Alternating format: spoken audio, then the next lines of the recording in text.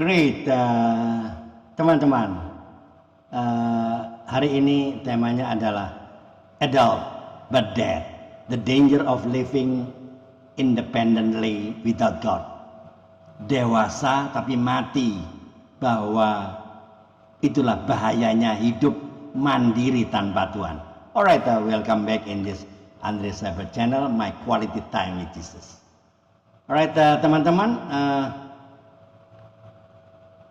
yang dikasihi Tuhan Yesus Kristus, sebagai orang tua kita akan sangat bangga ya. Kalau suatu hari nanti anak kita berkata, "Papa, Mama, aku sudah bisa hidup sendiri." Itu tanda dewasa, itu tanda berhasil. Tapi dengar baik-baik, prinsip itu tidak berlaku dalam kehidupan rohani ya. Karena dalam hubungan dengan Tuhan, mandiri itu artinya mati. Yohanes 15 ayat 5 sebagai pondasinya. Ironisnya banyak orang Kristen hari ini sudah lama ke gereja, sudah hafal ayat firman, sudah aktif pelayanan sana sini, tapi hatinya berkata, "Tuhan, aku bisa kok tanpa Engkau." Yesus berkata, "Akulah pokok anggur dan kamulah ranting-rantingnya. Sebab di luar aku, kamu tidak dapat berbuat apa-apa." Yohanes 15 ayat 5 ya. Yesus tidak berkata kamu kurang maksimal, kamu tidak optimal, tapi kamu tidak dapat berbuat apa-apa. Ini bukan bahasa halus, ini bahasa mutlak. Jadi konsep kedewasaan rohani ya, dunia versus kerajaan Allah, rutinitas agamawi itu tidak sama dengan kelekatan dengan Kristus. Contoh, jemaat aktif tapi kering. Jadi Musa ya, perintah Tuhan berbicara kepada Musa di bilangan 20 ya. Kesalahan Musa apa? Emosi, ikuti pengalaman yang lama. Mazmur 106 ayat 32-33 ya. Kristus itu sebagai batu karang. Ya enggak? Jadi 4 unsur yang memelihara keakraban dengan Kristus ya. 1. Menghasilkan buah kasih kepada Kristus, kerendahan hati dan kebergantungan total. Jadi teman-teman, dunia mengajarkan semakin dewasa semakin mandiri kan? Tapi firman Tuhan mengajarkan semakin dewasa rohani semakin sadar bahwa Anda sangat bergantung kepada Tuhan.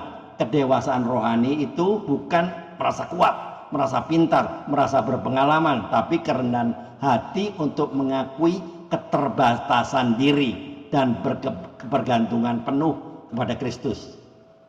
Musa kan bukan orang sembarang, semua orang tahu kan, dipakai Tuhan selama 40 tahun, melihat mujizat besar dengan mata kepala sendiri, bicara muka dengan Allah, tapi di bilangan 20 Musa gagal. Tuhan berkata, "Berbicaralah kepada bukit batu itu." Tapi Musa marah kan, karena dia capek, lelah, emosional, bahkan memukul batu itu 2 kali. Air keluar, masalah selesai.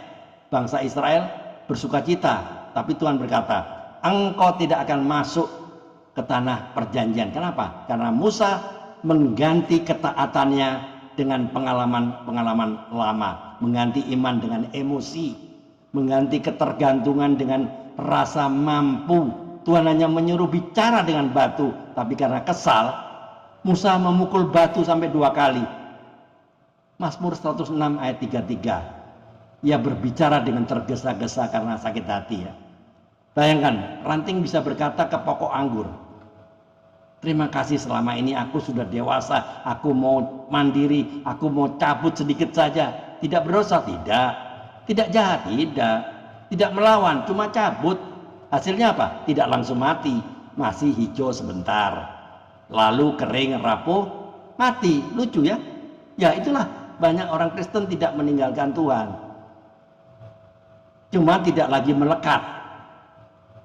Sama seperti Petrus kan berkata, "Sekalipun semua meninggalkan Engkau, aku tidak." Artinya apa?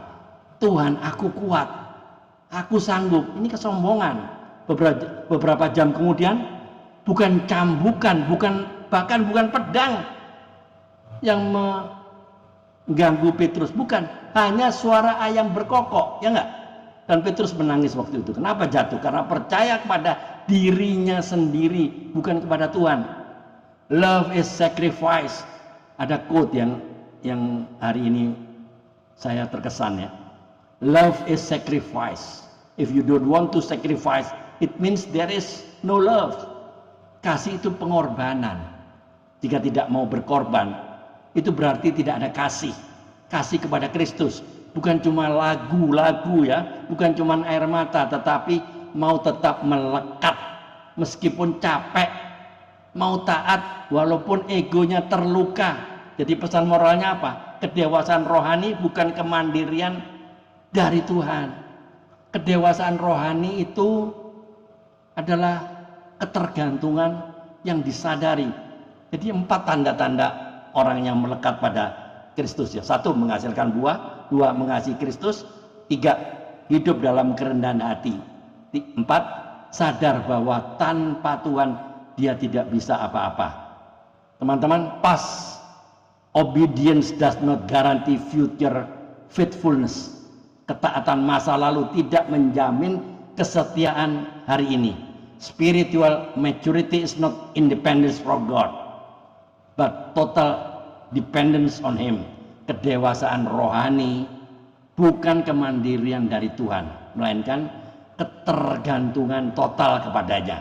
Jadi teman-teman, closing statementnya, Musa gagal di garis akhir, Petrus jatuh karena percaya diri, ranting mati karena lepas dari pokok anggur. Jangan sampai kita rajin secara agama tapi mati secara rohani.